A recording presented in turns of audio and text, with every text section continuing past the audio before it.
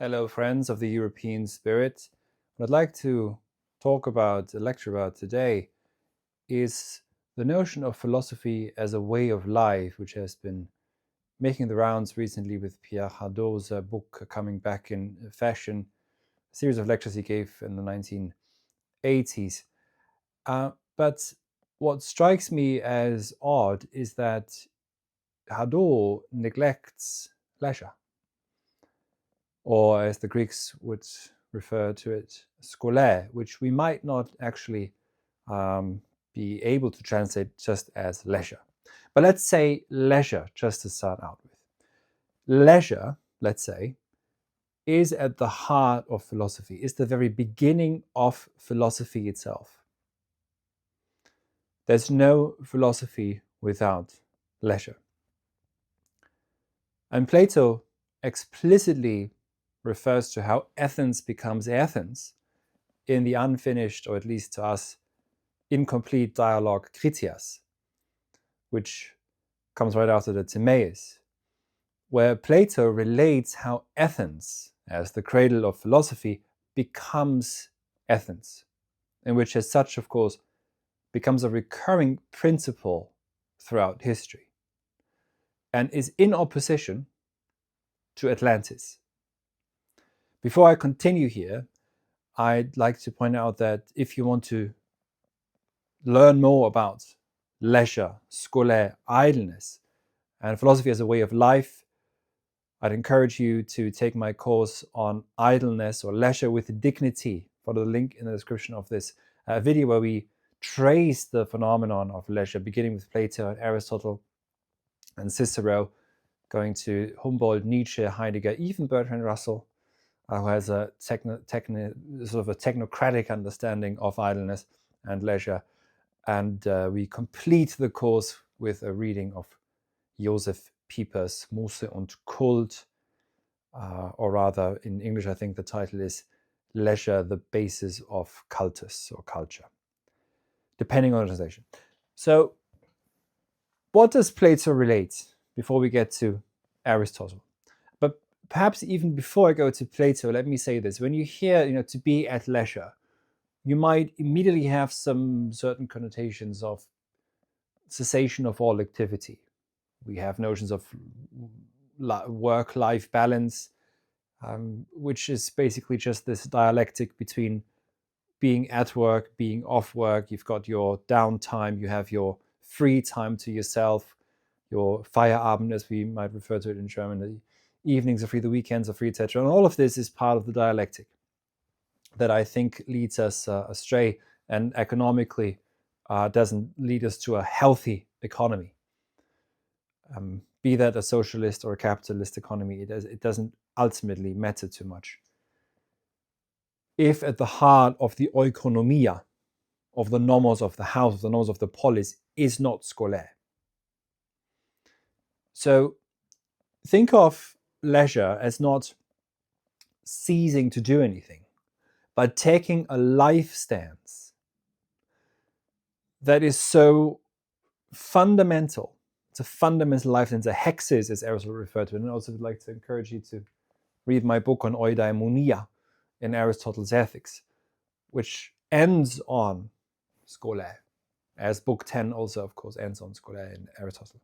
So the idea is that you take a different life stance, one of sufficiency, one of measure, such that your activity is also transformed. The way in which you engage in the world and in what you do is measured, balanced, and guided by sufficiency. Sufficiency doesn't come in the end. Sufficiency has to be there at the beginning. Only we won't know. I mean, if you need empirical proof that there's no way of achieving enoughness, sufficiency, materialistically speaking, just by amassing more stuff, I think we have the empirical proof.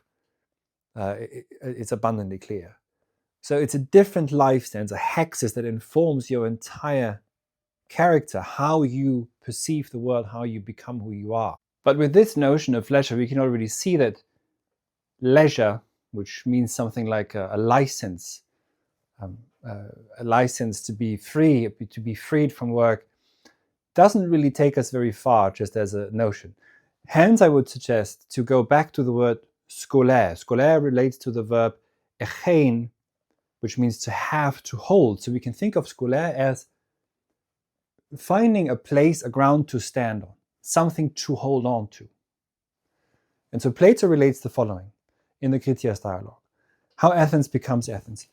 Athens becomes Athens really, let's say, mythologically speaking, they're mountain people and they become urban dwellers, etc. But that's besides the point. The minute Athens becomes Athens, it's not so much, the structure of the city and everything's there. No, it's when their nous, as he tells us, their mind, their spirit, begins to orientate itself towards and be orientated by, in a sudden seeing, ideton, of scholé. Not leisure, but this ground to stand on that is in itself sufficient because it is that which holds itself up. This is why we say that scholé, quote unquote, leisure, is the beginning of what we refer to as the West. Hellas is at the core of the Occident. Let's not forget. Let's not just speak of John Locke and Thomas Hobbes and others, right? So the notion then that there would be some sort of a dialectic at place, that's not the case in Plato at all. But there is a dialectic between scholé and, let's just say, a bit superficial perhaps, anti-scholé. Atlantis is the epitome of not just the nemesis of Athens, but is the epitome of what it means to be anti-scholastic, non-scholastic, if you like. A harbor that never stands still, that's how it's described, doesn't know any rest, etc. And hence it sinks. Atlantis sinks. There's not an empirical description. There's sort of wouldn't want to say idiocy, but short-sightedness or misunderstanding, let's just say. If we take Plato to describe a real city that actually existed.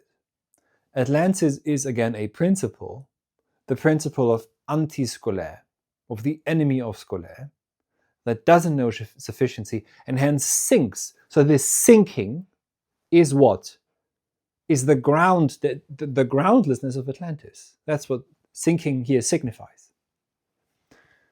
And so once we get to Aristotle, who says that the purpose of the polis, the telos of the polis, or if we understand telos perhaps even in a richer sense, not just as the purpose, but really that which crowns the polis and that which encircles it and makes it what it is scholé.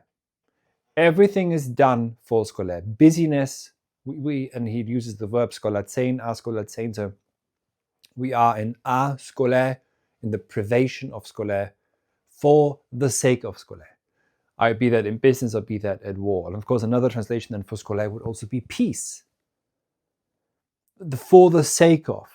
So war is not waged for the sake of anything else but peace.